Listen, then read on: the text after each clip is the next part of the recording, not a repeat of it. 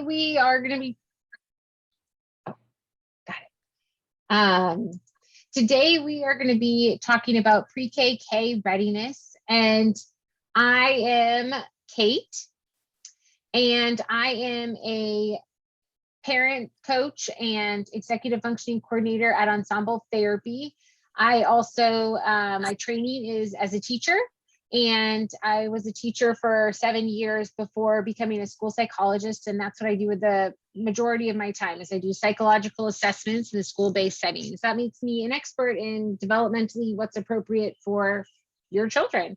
I'm also a parent myself. I'm a mom of 3. I have a 3rd grader, a kindergartner, and a baby. Okay, today what we're going to be talking about is the first thing is how to enhance that parent-child relationship. This is something that often comes up when we're talking about this age because it's such a fun age. As someone who has a child that age, it's such a fun age, but it's also can be really challenging. And so how to help them with their behaviors and understand what they're asking for and support them in that. We're also going to talk about what's appropriate for a 4 and a 5-year-old. And I'm going to be sharing this evaluation. My brain is obviously in evaluation mode. I'm going to be sharing this presentation with you guys afterwards. So if there's any part that you're like, because some of the slides have a lot of information, particularly the what's appropriate developmentally for this age group. And so you'll be able to look through it and read it. All right, then other part that we're going to talk about is what to do if my child is not ready. And so I'm going to talk in general about some ideas of things to do. And then if you have any other questions, I have some email addresses at the end of the presentation. And then we're also going to be talking about some summer ideas to do with your kids to get them excited for kinder or pre-K and get them ready for it. All right, so the first piece that we're going to be talking about is how to enhance that parent-child relationship. Okay. Kate, we just had a question. We have a 3-year-old. We do have a few 3-year-olds going to pre-K. Would this apply for those guys as well? So the how to enhance your parent-child relationship, the summer ideas, the developmental appropriateness, I did target towards 4 and 5-year-olds, but we can talk about how it's a little bit different for 3-year-olds. And when I share out the presentation, I can absolutely add in a page. I didn't realize that we'd be talking about 3-year-olds too. I'm sorry, guys. Let me add that in so that when I do send it out, I'll have a page in for 3-year-olds as well. Thank you so much. Mm-hmm. All right. So first up, we're going to talk about how to enhance that relationship with them and recognize what they're communicating with their behavior. Obviously, there's different ways that you can frame as a parent an understanding of what your child is trying to show. And so it's my belief that they're trying to communicate with their behavior, that they're trying to tell me something that they can't use with their words. We're also going to talk about reflective listening. That can some parents are just like, oh, that feels like very like therapeutic or like what they be doing in therapy, kind of, but it works and it works really well. And when I'm good at using it, like I am when I write a presentation and I include it and I'm like, oh yeah, I need to do that, makes things a lot easier. So the viewpoint that children don't enter the world with bad intentions. And so really trying to reframe what you're seeing in a positive way. So trying to see your child as a positive being. They're not trying to control me. They're not trying to do these things that are negative. And I even put some different ideas in there. So, you know, when looking at that like attention seeking behavior, really just thinking of it as a desire to connect when they're being super clingy, their expression of love, you know, disobedient, it's their will to learn. And the most common thing that I think of with that is like when you're trying to buckle them into their car seat, your 3-year-old or 2-year-old, and they're like, no, you know, big tantrums, things like that. Really, they're just ready to learn how to buckle themselves into the car seat. And defiance can be looked at as a need to grow. And so when you as a parent really think, and it seems silly to say, like, if you just reframe it, you can kind of view things in a different way, but it is true. Like, and that's something that, we do in counseling is we help people reframe things. So, and if you try to look next time they are, clinging on your legs while you're trying to make dinner, thinking of it like, okay, this is just an expression of their love. It does make a little bit of a difference. It doesn't make the clinginess less clingy, but it does help you as a parent think, okay, they're not trying to manipulate me. I don't need to, say like, get off me, do this, do that, can try to do more of a connection piece. And so we're going to talk about that because kids, like all people, do much better and are more cooperative when they're treated with respect and kindness. You can think about this, in any relationship you have with friends, with your partner, with siblings. If you treat that person with kindness and respect, then they're going to react appropriately.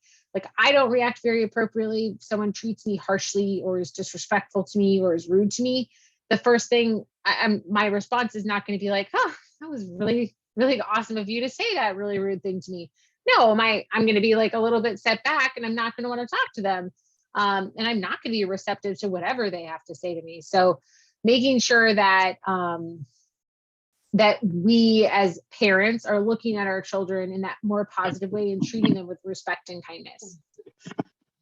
The other piece is making sure that, you, like, as adults and as parents, we often feel this pressure for our children to behave in public, especially like adults. And so, if their behavior is embarrassing you, trying to make sure that you aren't speaking very negatively in front of them or to somebody else, like, oh, their behavior was just the worst yesterday, or ugh, they're being so clingy lately.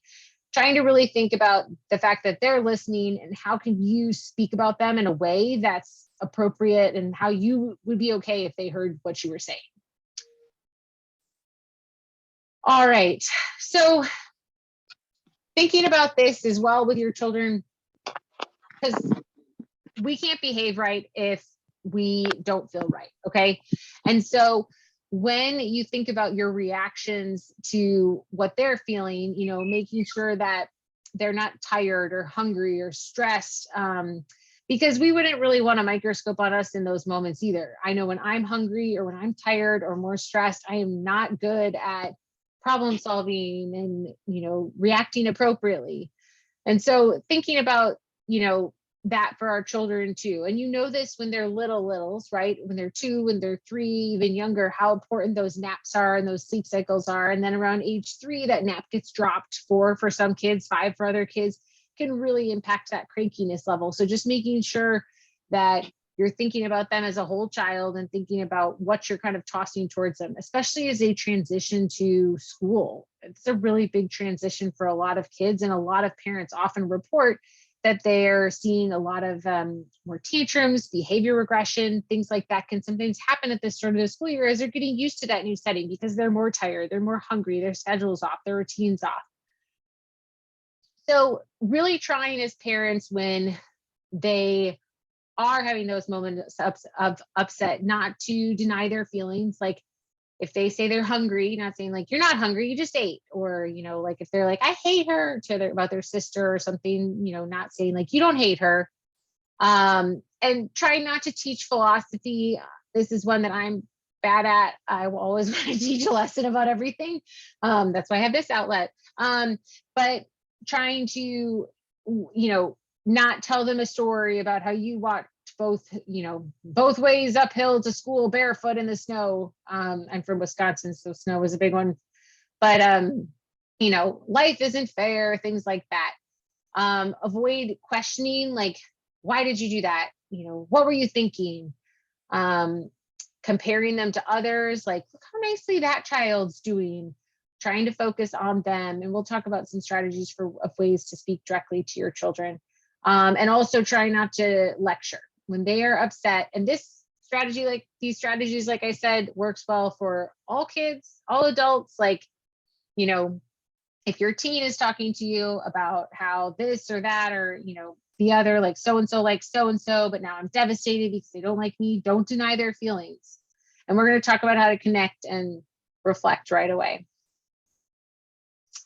All right, so first, knowing how the brain works really helps in understanding, at least for me, when I'm talking to kids about their feelings, okay? And so this is from The Whole Brain Child, and I put that there. And this is a great book if you're ever interested in it, but this is honestly like my favorite part. So the way that I like thinking about it is you've got your upstairs brain, and I explain this to kids too. And then you have your downstairs brain. Okay.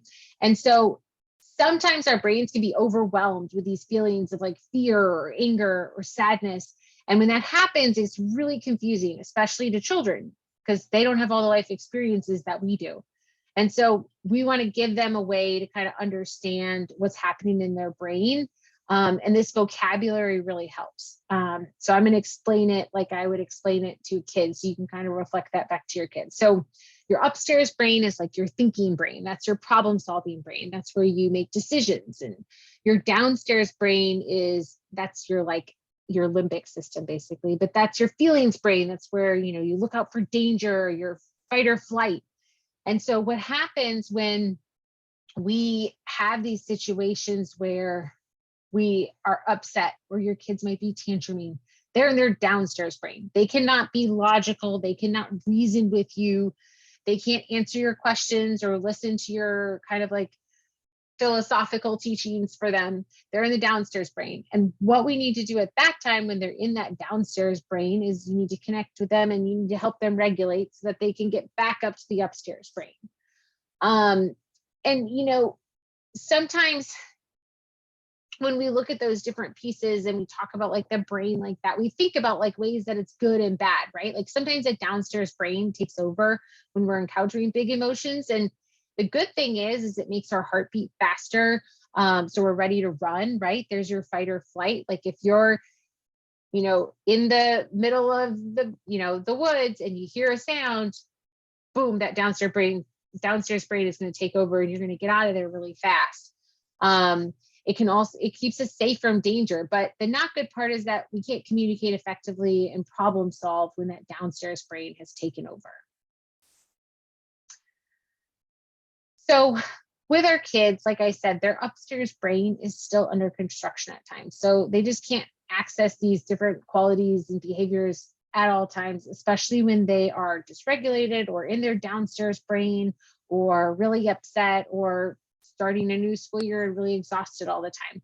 So learning to kind of recognize when their downstairs brain is blocking that upstairs brain, and when they're experiencing those intense emotions. And so what you can do in those times to really connect with them is you can say like, I wonder why you're feeling scared, and help them name to tame those emotions and encourage them to name those emotions. And that's one of those developmental benchmarks too that we're going to talk about when we talk about what's developmentally appropriate for your 4 and 5-year-olds. But that whole naming to taming, it really releases important chemicals in the brain, which helps kids and adults calm themselves down. Okay. And it can also help return that emotional balance so that they can access those upstairs brain parts in that, kindness and empathy and resilience components. So there's different ways to acknowledge feelings. So when you see those big feelings occur, like I said, we're not going to deny it. We're not going to teach them a lesson. We're not going to say like, why are you feeling like that? Why did you hit your sister? What's going on? But there's some different ways to do it. So the first thing that I always suggest to do is making sure that you validate whatever they're feeling. Like if they say like, I'm going to use an example for this morning, like, you never spend time with me. Or, like, it's not helpful to say like, of course I do. I always spend time with you. Instead, say like, sounds like you want to spend some more time with me. And I didn't do anything other than just reflect back what they said. Sounds like you really want to spend more time with me. And that whole feeling of just like, when someone hears you and they make eye contact with you, like they stop making lunches and they look directly at you and they give you that kind of reflection component, that can sometimes disarm the behavior altogether. And it could be over something silly like, you never buy me the cheese I like, or the string cheese I like, or you never buy the chips I wanted. And saying like, oh, there's some other ways to do it. And one of those ways when they respond like that is for you to say, like we talked about, that reflection part. Do you feel like I don't buy you the chips that you want? Yeah. And then you can say, okay, let's use words to obviously in your brain think, let's use words. And you can say like, that's a really good idea. Like, I really need to remember that we need to buy you the chips that we want. And from now on, I'm going to write it right now on the grocery list and we'll get that done. And then they can walk away feeling like they were heard, and you can walk away thinking like, okay, cool, we'll get those chips next week. There's different ways, like I listed up here as well, to also support their behavior. So with words, talked about it just a second ago, a little bit briefly, but I'm going to go more in depth on it. So first, and this is what I find that I need to do more with like the teens that I work with rather than little kids, but everyone's got different tolerance levels. Like first, try not to engage in conflict with them. They're not trying to fight with you. What they're trying to do is express their needs or their wants, but they aren't doing it in the right way. And so you're the parent and you're going to teach them a better way to do it. Thinking about the emotion that they're expressing and then helping them name that emotion. Like, and it's okay if you name it incorrectly. Like if you're like, wow, you seem really frustrated, and they're like, I'm not frustrated, I'm mad, then you can say, okay, seems like you're really mad. The next thing to do is, like I said, with the chips, writing it down. Sometimes having someone write something down can give so much power to you. And helps, especially for younger kids, even if they can't understand reading and writing, like they can't read words, you can draw a picture, or honestly, if they just see you taking them seriously and like, okay, I'm going to write that down right now, or I'm going to put that reminder in my phone right now. It can work wonders. Like for, like if you're at the store and they're like, I have to have this. Like, I really want this. You never buy me anything. And in your head, you're like, I'm absolutely not buying you that. You have, enough like kickballs or whatever they want at the house. Then saying something like, so you're really wanting that. And they're like, yeah. So, okay. You know what? Let's take a picture so we can remember it. Exactly this one. And we can add it to your birthday list, or we can remember right where it is. And I mean, I have so many pictures of my children, especially when they were younger, like holding up like some sort of like doll or ball or something that they just couldn't not have, and take a picture. We walk away.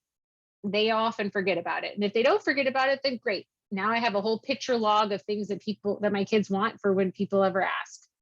The other thing is to be playful. This is one that sometimes I have to remind myself like how well it works. But that playfulness, really, kids are playful. They are playful beings. Like that's what they love to do. And being playful can be a really fun thing as a parent. And so, don't be rational, just give in to the silliness. And it doesn't mean anything bad. It can just be fun. So if they're like complaining because of the chips, say like, wouldn't it be so funny if our house was made of chips and, the roof was made of chips, and every time a squirrel landed or jumped on the roof, they would eat our roof because it was made of chips. And then they're laughing and it's fun and it's silly and you've avoided that tantrum or that screaming.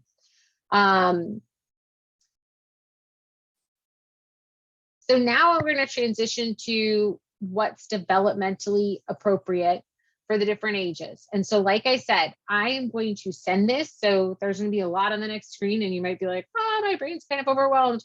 I will also add in, I have a note to do so. I will add in the 3-year-old pages for what's developmentally appropriate for them as well. Okay. So 4-year-olds, they are so fun. So I broke it down into, I'm going to flip forward and then I'm going to flip backward. Okay. So I broke it down into brain and cognitive development, relationship and social development. Let me get to the next page. Emotional development, and then typical challenges that they have. Then tips for parents / caregivers, and then when to seek help. Okay. So now I'm going to go back. Okay.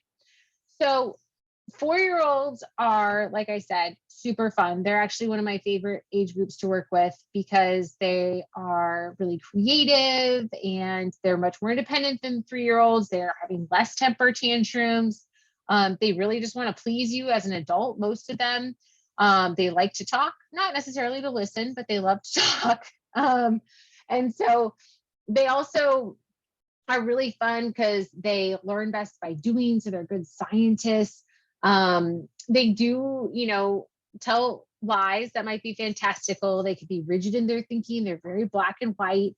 And so you can see how they're really fun in the classroom, but they can be a little bit challenging sometimes as parents.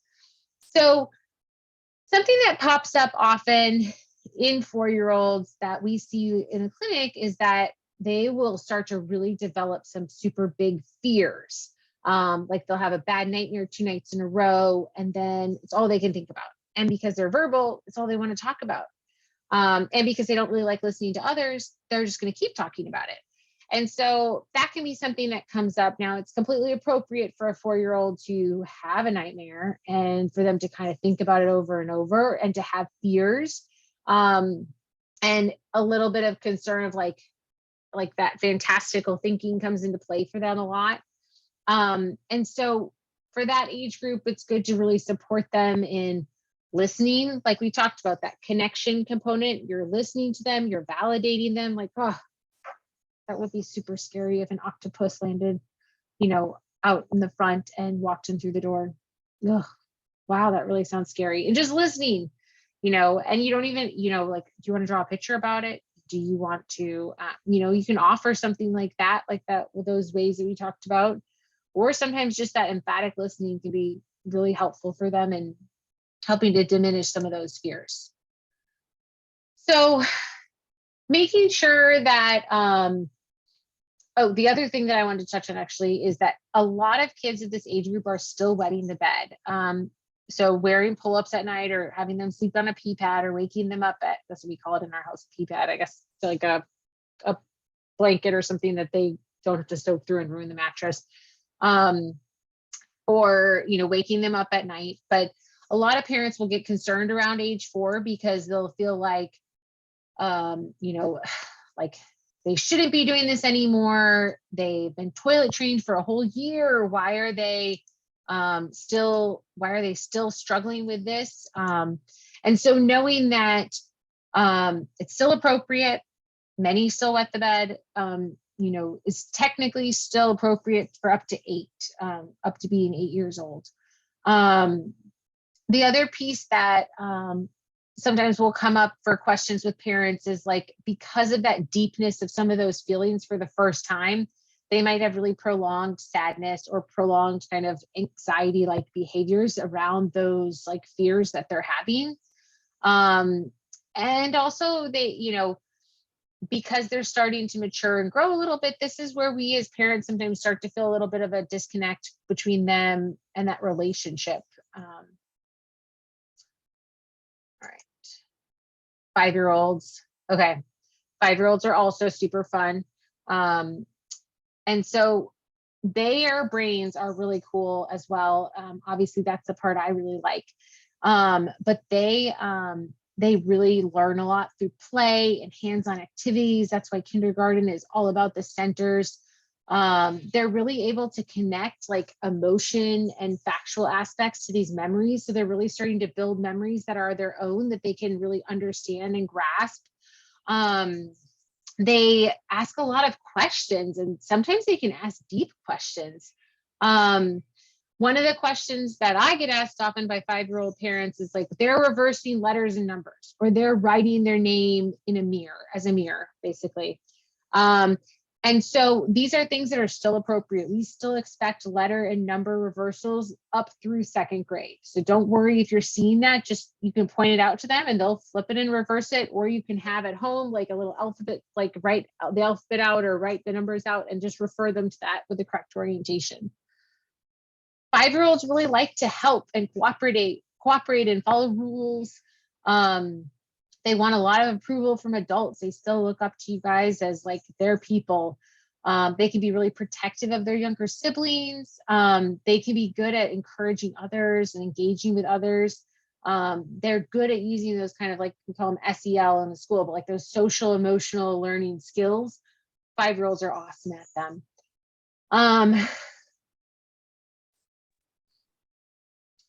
So some challenges that can occur for 5-year-olds that become something that we often will have to discuss, like we'll discuss either with parents that come up are they will lie to avoid punishment sometimes. This is sometimes surprising because some people are like, kids don't lie. They do, especially when they don't want something else to happen. It doesn't mean something's wrong with them. It just means they are creatively trying to get out of punishment. Sometimes they'll steal. Sometimes they'll be oppositional, like to you as a parent. This can be an age where you're like, oh, they're kind of a diva. They'll also still have like nightmares they'll wake up from, crying. They can be easily overwhelmed with choices. Some 5-year-olds, it feels like they tattle all the time. And these are just areas, if you think about it from that beginning, that like enhancing the parent-child relationship, these are just areas for growth. They're trying to communicate with their behavior. They're tattling a lot, give them one-on-one attention and be like, wow, you are so good at observing other people's behaviors. Let's talk about some, ways to basically like help you, or what you could be doing with that time, but trying to redirect. Yeah. Kate, I have a question about the pottying. Does it help to let them wet the bed with a pee-pee pad? Will that help them learn? Or what's the best way to handle that? So nighttime, oh my gosh, my brain is forgetting the right word for it. But basically when they wet the bed at night, it is a physical piece. It is not something that's behavioral that can be trained.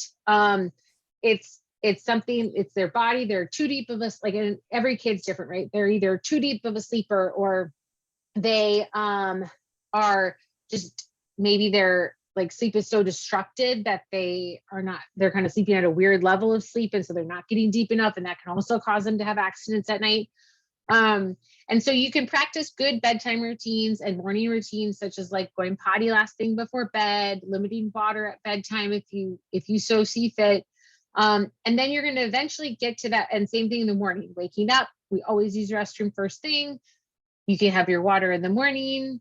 But you'll kind of get to a point where you realize like, okay, or maybe you won't, and you just trial it and say like, okay, I think I'm, as a parent, I'm ready to stop buying pull-ups, or I'm ready for you to, to try to make it through the night. And then you can try the pads and see like, if I wake them up, when you go to bed, and then have them go potty and then have them go back to bed. And then when they have an accident, as they probably will in the very beginning, at least, are they able to wake up and recognize, oh, I've just peed on this pad, or are they still sleeping through it? If they're still sleeping through it, likely they're not ready. If they're waking up, and then you can show them how to clean with like, put the pad in the washer, or put the pad into the hole, or put it into the bathroom, so they go to the bathroom then, and then go back to bed.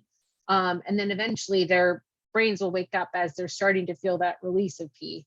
But like I said, if they're still sleeping through it, then I wouldn't bother with it, because you're going to be washing that pad every single night for months. I would just like let them stay in pull-ups. It's different than daytime toilet training. Daytime toilet training is completely behavioral, and you can train kids to do that. Some would say as early as 12 months, which is kind of crazy to me, but I guess that's used to be the way it was back in the 1950s. They would train the kids around 12 months because they didn't want them in the cloth diapers anymore.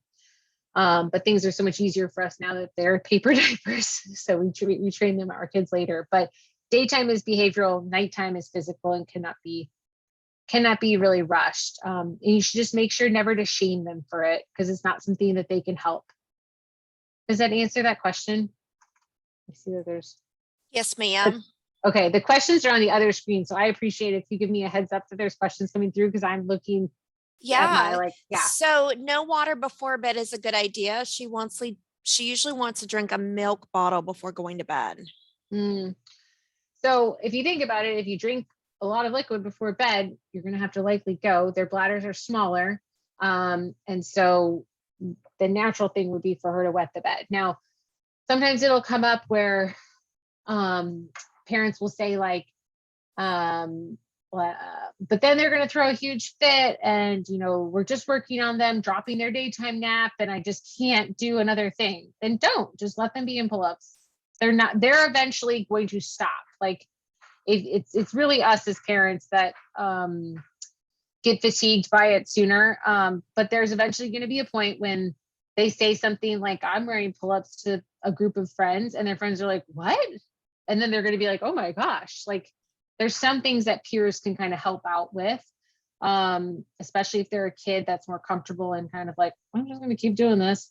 I can't really help it. But then if they have that kind of desire to want to work on it and they're a little bit older and developmentally ready to work on it, then it's something that will likely start to dissipate. Another one that happens is a lot of times kids will want to go to sleepovers, but they don't want to wear a pull-up at sleepovers. So then it's like, okay, we got a goal in mind.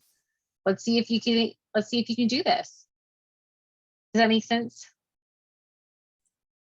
Thank you.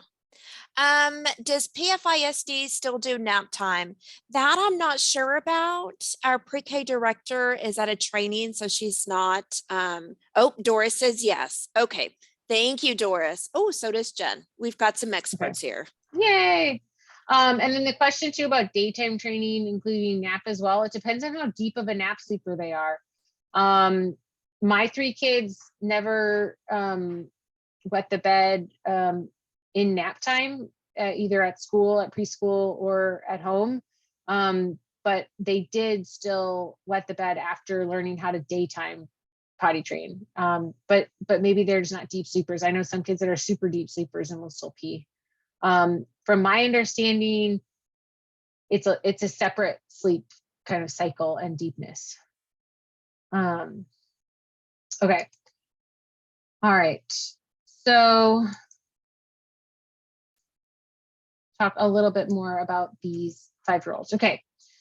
So as the same thing with 4-year-olds, spend any time that you can spend one-on-one time with your child doing something that they enjoy is going to be beneficial. It's a great way to connect with them. If you are like me and you have more than one child, that makes it harder. But it doesn't have to be a ton of time. It can be, I mean, they get the beauty of this age group is that they don't really have a concept of time. So they're going to get jazzed for, like, if you can give them 10 minutes, like, oof, like I got 10 minutes, like, you know, the baby's napping, the older one's doing this, like, let's go play, let's go do something.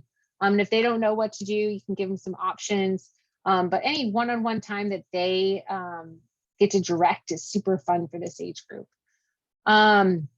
Making sure that you are also kind of modeling the behavior you want to see out of them. They still get emotional. They still throw tantrums at this age.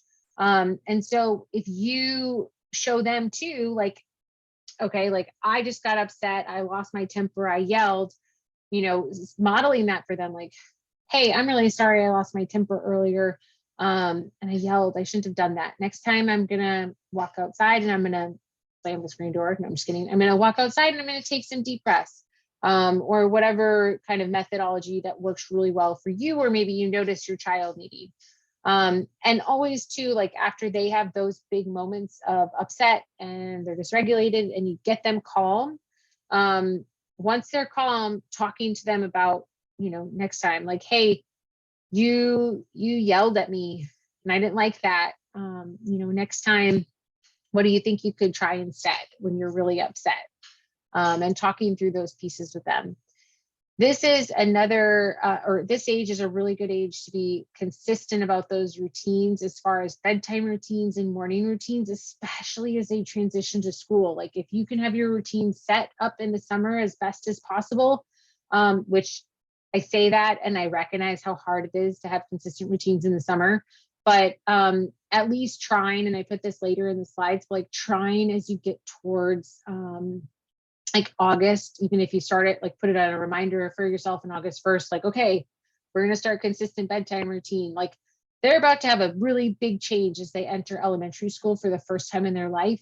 And it's overwhelming for a lot of kids. So if you have consistent routines at home, then they have some predictability and expectedness at home. It's going to make that transition go so much easier. When to seek help. So this one is some similar pieces to the 4-year-olds in that, like, we see a lot of like anxious behaviors and worries and fears that are really big and sometimes seem to kind of generalize and spread over everything. So just, you know, helping, like we've talked about, helping connect with them, helping validate their feelings, giving them routines.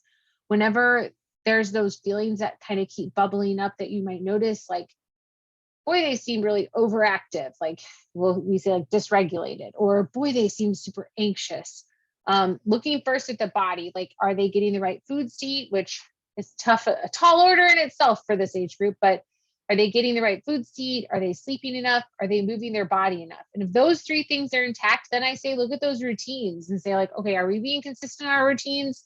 And if all of those things are still kind of chugging along and there's been no big changes in the past 6 weeks, then consider like maybe seeking out some extra support. All right, so this is a checklist of skills needed to go to kindergarten. I recognize this is not pre-K or PK3, but these are general skills that, you know, you should be working to obtain, or helping your child obtain. Or maybe you're looking at this list and you're saying like, oh, wow, we really know a lot of these things. If they don't know these things, we're going to talk about what to do if they're not ready on the next slide.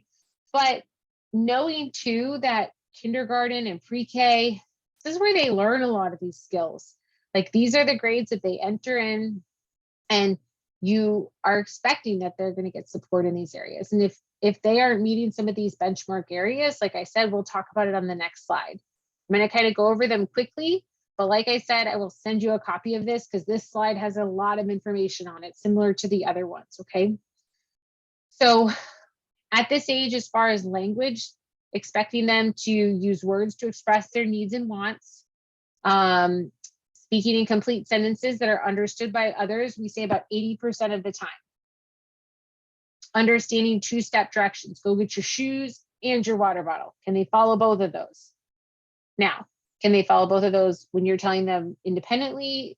That's what I'm looking for. Can they follow both of those steps when their cousins are over and the house is super noisy? No, I don't expect that.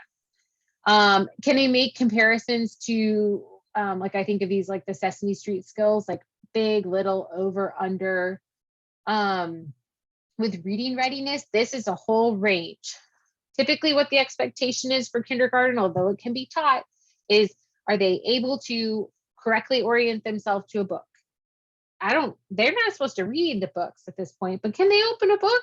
Look at the pictures. Do they know how to flip the pages? Do they know which direction the book goes in? Enjoying listening to stories is another one. If reading daily to your child is not a practice that you currently have, it's one I definitely suggest starting and getting into the routine of prior to kindergarten. Doesn't have to be a long book. Doesn't even have to be a whole picture book. Like, just 5 minutes of looking at a shared book together is really beneficial. If you can do 20, super. That's a long time for an attention span. So, you know, starting small and working your way up. When they come into that kindergarten classroom, there's the expectation that they'll be sitting on a carpet listening to their teacher. And so you want to build them up and be ready for that. Okay, so the alphabet one is one that comes up. You know, it would be great if they could recognize the letters in the alphabet, recite the alphabet song. If they knew how to rhyme, that would be great, but not a requirement. If they're able to write their name, that's awesome. Not everyone can write their name, and that's okay. If they can draw pictures to express ideas, that's great. Like, I want to see a kindergartner on day one know how to hold a pencil. Do they have to know how to hold it correctly? No. The correct way we expect is more of a tripod grip, but a lot of kindergartners come in, or pre-K4 like this. That's okay. I just want to see, if I give you this pencil, do you know which hand to grab it with? Can you hold it? Can you correctly kind of orient yourself to a page?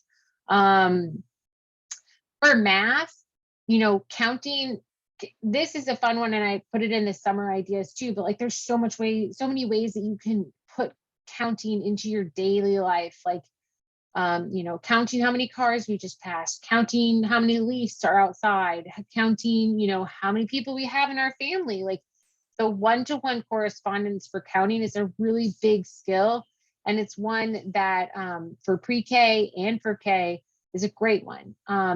It would be great if they could count from 1 to 10. That's their entry kindergarten expectation. If they can match a number to a group. So like, let's say you've got 5 beans, and then you have some different numbers written out. Can they match that number? That's great. Recognizing shapes, basic shapes like circle, square, triangle, rectangle. Those are good ones to start with. understanding more than, less than, arranging things from smallest to biggest is another great skill to have upon entering kindergarten. And naming it, pointing to colors in a box of 8 crayons. Like if I say, yeah, like, can you point to the blue? Like, can you point to something blue? I want to see them be able to point to something blue. They should be able to identify colors, at least the basic colors. I don't think they need to identify teal or chartreuse, but they should be able to identify yellow, red, blue, green, orange, those really basic colors. Self-care, entering kindergarten, the expectation, but not a requirement, is that they can use the bathroom and wash up on their own. If they cannot use, now, a lot of kids have trouble with bowel movements, like properly wiping, but I'm talking more of like, can they, urinate in the toilet and pull their pants down and pull their pants back up and wipe and flush the toilet appropriately? If they cannot, making sure that you tell that teacher before you drop them off for kindergarten on day 1, so that teacher can have pieces in place. That has been a really hard thing that kindergarten teachers have encountered, where the parents just drop the kids off and don't say anything. And then the kids are confused and the teachers are confused. And then ultimately it's a mess, like both literally and figuratively. So making sure, if your child is not trained, just be upfront about it and let them know. They should also be able to get dressed. This is a tough one for kindergartners. Like, a lot of them can't tie shoes, so having shoes that are slip-ons, there's so many now that there are. If they can't button buttons, do not send them to school with button pants. Like, make sure they have easy up, pull up, kind of elastic band pants. Same for pre-K. Any way that you can make that teacher's life easier, please do it. And they should also know their first and last name and their age. Be great if they knew their birthday, but they don't have to. The social emotional skills are a big one. Separating from you without becoming overly upset. This is a tough one. And so any way you can practice that before kindergarten or pre-K or even PK3 is going to be really, really important. Making sure that they can pay attention to what an adult is saying for about 5 minutes. Thinking about that, like timing your child and thinking, can they pay attention for 5 minutes if we're doing something engaging? And interacting with other kids, which we can experience with our kids when we take them to the park or the playground. We talked a little bit about fine motor controls, but those are some different kind of benchmarks you can try with your child and see how they're doing on that. And if it's something that they are still working on, then practicing over the summer. You have a whole big summer. Gross motor skills, they should be able to run. It doesn't matter what their gait looks like. They should be able to jump with 2 feet together and then hop on 1 foot. So if you're not sure if your kid can do that, trying that out, seeing how it goes. It's not something that like the kindergarten teachers are going to be sitting at the door, like, hop on 1 foot now. Okay, you're in.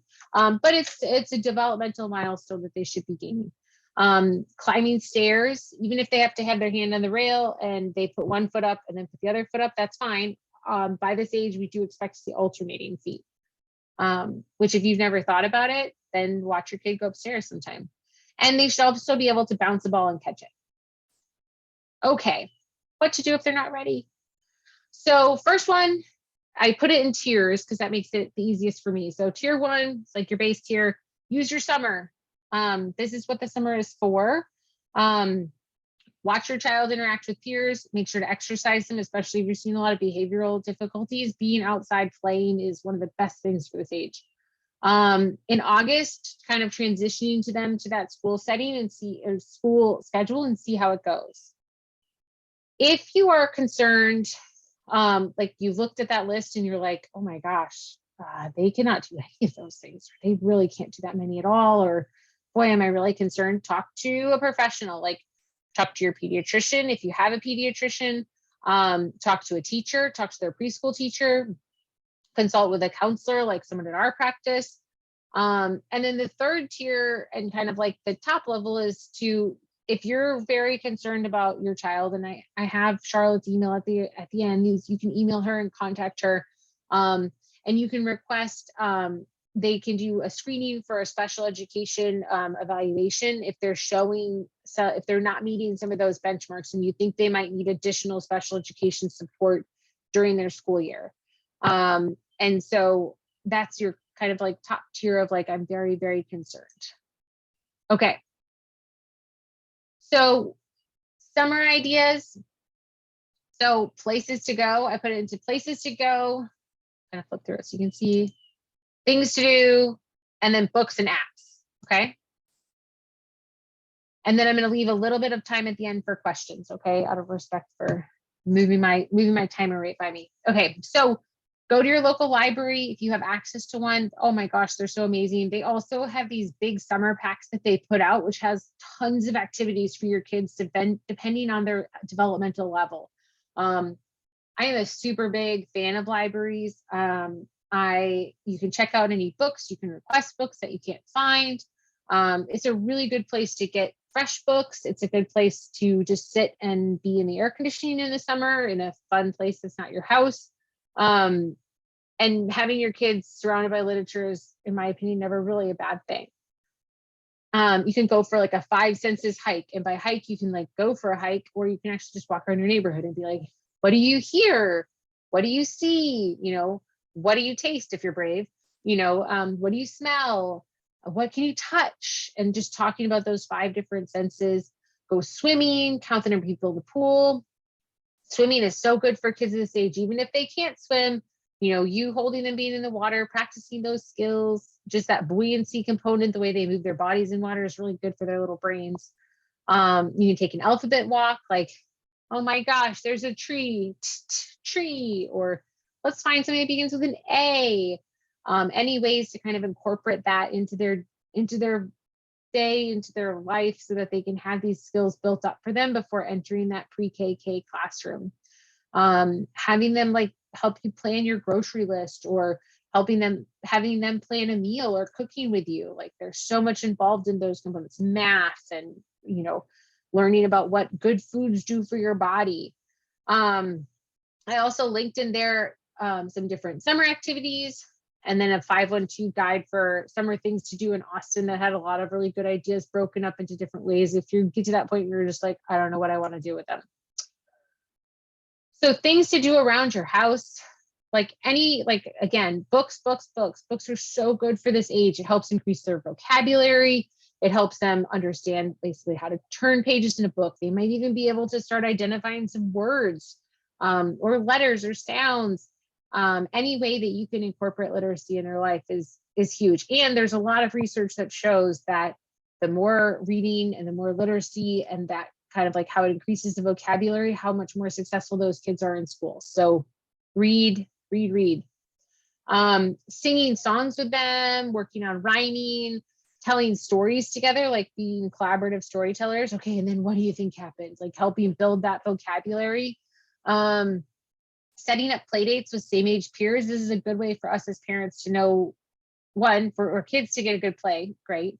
But for us as parents to know, like, oh, whoa, my kid is really standing out to me as not able to do what that kid is able to do. That is interesting. And just kind of letting it inform you. And if, you know, if it's something you're already concerned about, then maybe following up with somebody. If it's not, and it kind of stands out to you, then just like, whoa, okay. Making sure that you, like I've already talked about, obviously you can see the literacy theme and the routine theme, setting up those routines, playing together, doing chores together. And then I also put in a school readiness parent guide link that you might find helpful, that has a lot of good activities in it for parents that you can do just right in your house. Okay, so here in my mind are some of the kindergarten like definite go-to books that you can check out from your local library.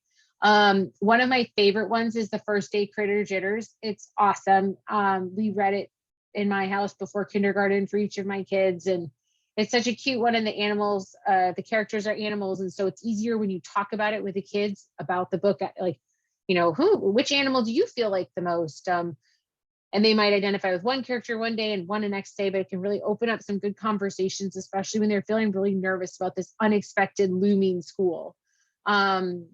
We Don't Eat Our Classmates is another silly one. It's a fun one. But I put in a whole bunch of different different fun books in there. And then I also put in the ensemble therapy bibliotherapy guide. And bibliotherapy is really just a fancy way of saying we are going to talk about this book and use it to kind of help us understand some feelings that you're having. And then I put some different apps in there that are great pre-K, K1. Starfall, hands down, like one of my favorite ones, because it's free. You touch the different, if you have a touch screen, or you can click on different letters, and they have songs and sounds, and it's so kid friendly. I love it. PBS Kids is another good one. Epic has a whole bunch of different types of ways, like they have a audio, like the kids can have books read to them. They can do a read to me feature where it blows up the words as it's reading it. Or they have books the kids can read themselves, and they're on different reading levels. So if you're like, what does a level 1 look like that my child might be assessed at? You can look at it. Or what does level 4 look like that my child should be exiting kindergarten on? You can look at that. Teach your monster to read is a cute way to teach your kids to read with there's monsters, and they get to decorate and dress up their monsters. So of course there's buy-in in that. Tumble Books is another good book kind of library that's online that they can have books read to them. And ABC Mouse is a good fun math one too. Okay, so I know we only have a couple minutes for most people, but does anyone have any questions? Oh, this is a great question. Is it okay for the child to be still developing some of the language related skills when entering kindergarten if their first language is not English? Absolutely. Yes, it is expected, fully expected.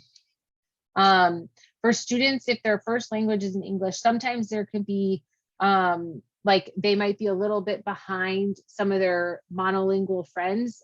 So we see that like a little bit behindness in the early elementary grades, but typically by second grade, at least from the research I've seen, they're about even, and then they surpass after that. So keeping up, if they have another language, keeping that up for sure, and supporting that L1 in the home setting as much as possible, reading stories in your first language, talking in your first language, watching shows in your first language, any way to continue that language. And then especially as their academic vocabulary increases in whatever their language of instruction is, keeping up that academic language in their L1 too. Okay, let's see.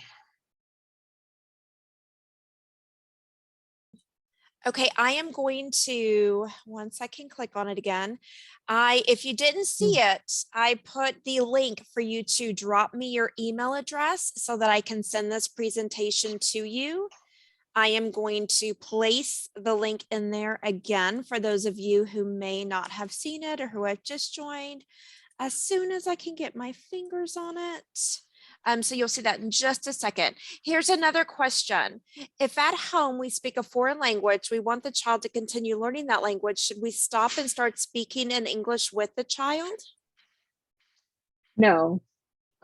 So I would continue, kind of like what I was just saying, like continue speaking in that like they call it L1, like their first language at home with them. Like I said, encourage them to be reading in that first language with you at home, knowing that they're going to get English instruction in school, and knowing that they might be a little bit behind in some of those English language skills. But like I said, by second grade at the latest, they'll be similar to their English level peers or monolingual peers. And then after that, typically we see even like they surpass in some ways. Yes. Only start, they asked, is the time in school in English, is that enough? And yes, like only start to be concerned if the teacher's concerned, and they bring it up to you and they're like, look, if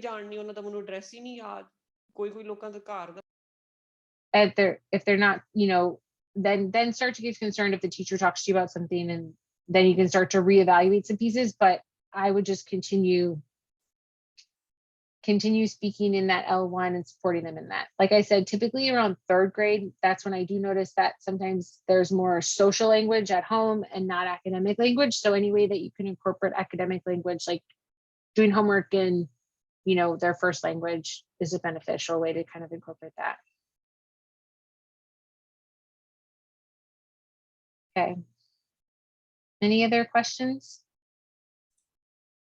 Yeah, Karen, I agree. We do want, and it's so much easier for them to learn dual languages at this young age and not be like me in my 40s trying to learn Spanish. So yes, they will catch on pretty quickly and do a little bit of code switching between the languages. And it's really awesome to see. Do you guys have any more questions? Just to let you know again, I am putting the Google form in the chat box. So please click on that link and leave your email address so that I can send a recording of the presentation as well as the presentation to you guys. Do y'all have any more questions before we end? Thank y'all so much for being here.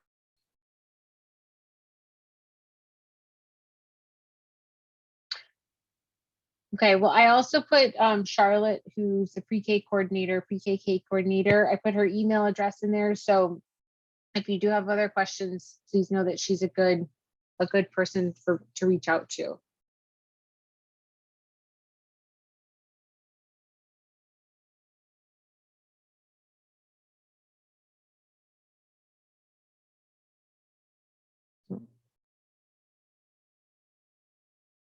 Okay, Dana.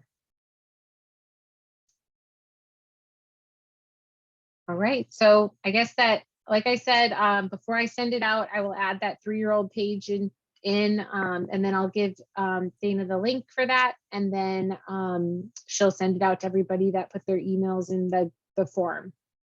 Thank you guys so much. The last question was from Ada. Can we request our child to learn Spanish if her first language is English? I wish Charlotte was here to answer that. I don't know. Doris says we have some schools for English students to learn Spanish. Okay, so I guess it would depend on the campus that you are. So you might want to check with your campus to see if they have that dual language class. And then does pre-K have a summer course? No, pre-K does not have a summer course.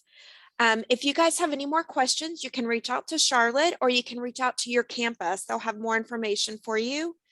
If the child is currently enrolled in pre-K, you do not need to enroll. If you have a kiddo who is in pre-K, I do know this one, you do not need to enroll your student in kindergarten. They will be automatically registered for kinder. Thank you guys so much for being here. I greatly appreciate it. By Friday, you'll have a copy of the presentation and a recording of this session in your inbox. So it may take a few days. It may take until Friday, but I'll get it to you guys. Thank y'all so much for being here. We greatly appreciate it. Enjoy the rest of your day and good luck to your little ones in kinder and pre-K.